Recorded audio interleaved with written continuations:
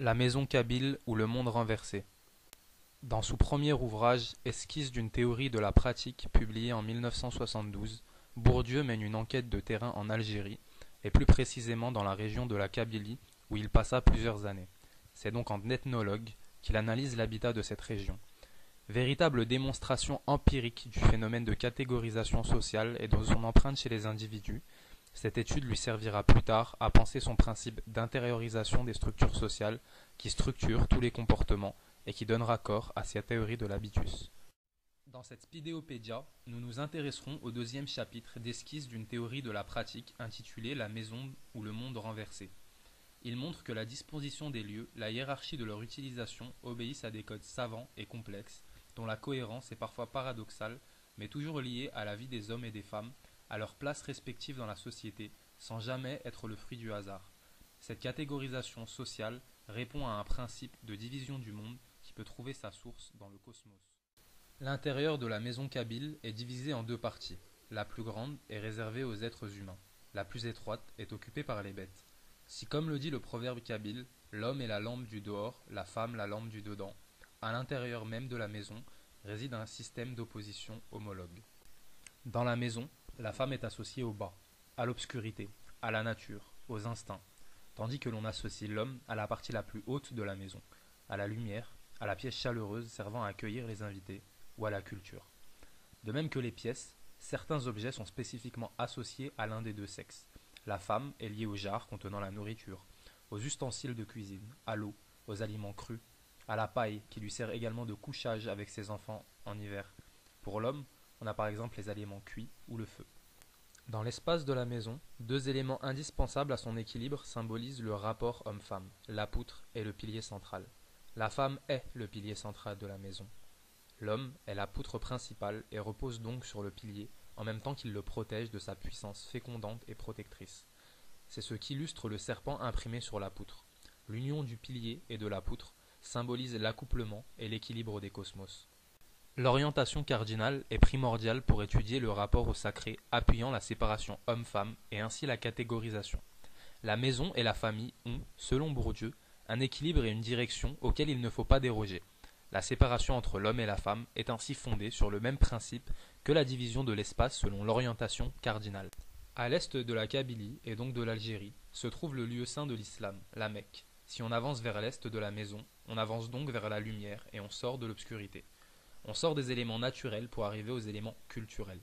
La façade de la maison kabyle, où se trouve la porte d'entrée et le seuil, est elle-même orientée vers l'est. Cela marque l'opposition entre le dehors, la chose publique, la vie communautaire au village, réservée à l'homme, et le monde domestique, monde féminin.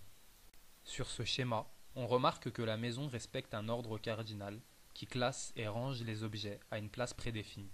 Au sud et à l'est, on trouve le mur de la lumière, éclairé par la porte d'entrée, orientée elle-même à l'est, qui laisse entrer le soleil. Au nord et à l'ouest, on distingue en opposition le mur des ténèbres, de l'obscurité, dans lequel on range tous les éléments humides et froids. Une fois qu'on sort de la maison, tout est inversé, car le monde extérieur est celui de l'homme. Dès le lever du jour, il doit sortir de la maison, car sinon on le prendrait vite pour l'homme de la maison.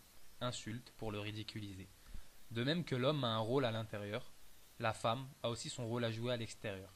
Elle contribue à la prospérité du champ, en se vouant, entre autres choses, à accumuler, à économiser et à conserver les biens que l'homme a produits, et à fixer en quelque sorte dans la maison tout le bien qui peut y rentrer. Ainsi, traditionnellement, il faut que la maison soit pleine pour que le champ soit plein.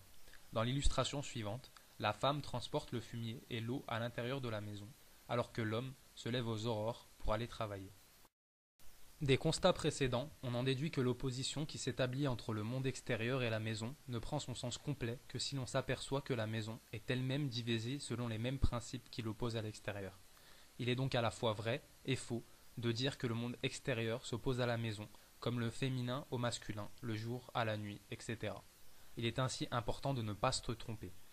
Le dedans n'est pas le lieu du haram, de l'illicite, pour l'homme, comme le dehors, celui du haram pour la femme. C'est la frontière, l'ordre, l'orientation générale qui est sacrée. Au sein de chaque espace existe une nouvelle division, une nouvelle opposition, qui ne signifie pas l'interdit ou la fermeture.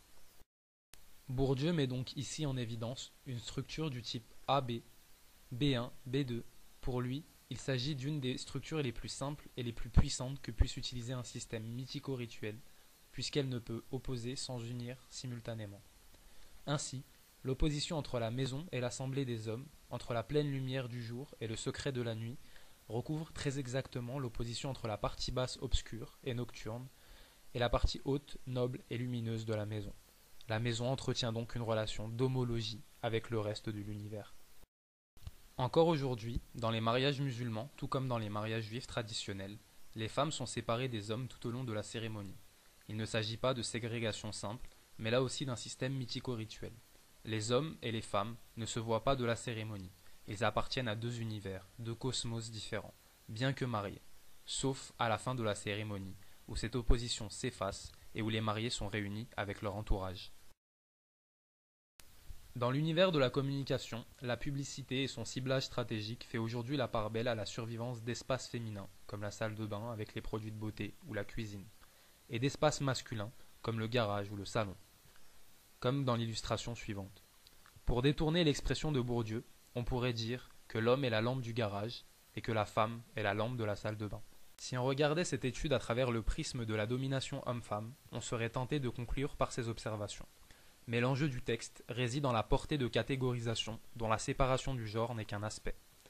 Notre société est fondée sur des catégories, sur une division de l'espace, des comportements ou des objets. Et c'est cette relation analogiste qui est fondamentale pour l'appréhender aujourd'hui. Cette nécessité de la distinction, d'orientation dans tous les mondes, est en fait un jugement et une façon de hiérarchiser. Pendant longtemps, on a pensé qu'être gaucher était un signe d'une malédiction. En latin, gauche se dit sinistra, d'où l'on a tiré l'expression sinistre. De même, il existe en France plus que nulle part ailleurs une opposition entre Paris et sa province, avec un jugement implicite. Le non-parisien se sent éloigné et déconnecté des réalités du pays, dont le centre névralgique est situé à Paris.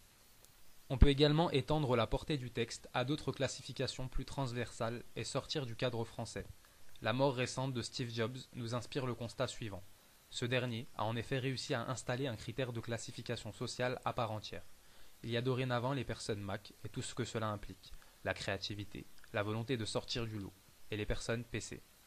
C'est cette part analogique, propre à un peuple, à une famille ou à une entreprise par exemple, qui va déterminer la notion d'habitus d'un individu. L'habitus est pour Bourdieu le fait de se socialiser et d'intérioriser les structures sociales. Il permet à un individu de se mouvoir dans un univers social et de l'interpréter d'une manière qui d'une part lui est propre et qui d'autre part est commune aux membres de catégories sociales des cosmos auxquels il appartient.